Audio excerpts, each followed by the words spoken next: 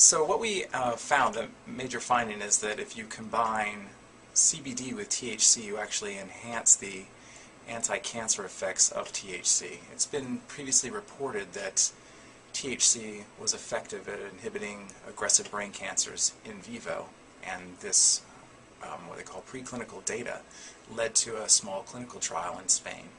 So there's been quite a bit of literature suggesting that if you combine cannabinoids, actually different components of cannabinoids, THC and other similar compounds that similar in structure, that you might be able to enhance the activity of that individual compound. So this is the hypothesis that we worked with.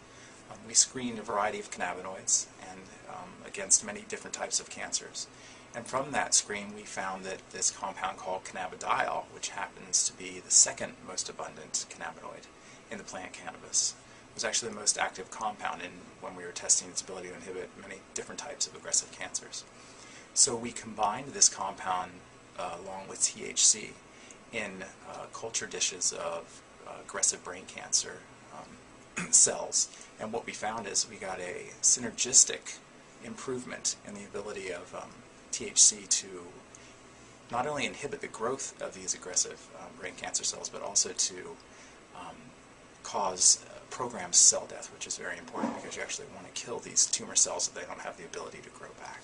And so that's really the major finding. And also within that, we were able to find specific molecular mechanisms that might explain why combining the two compounds makes for a more efficient treatment.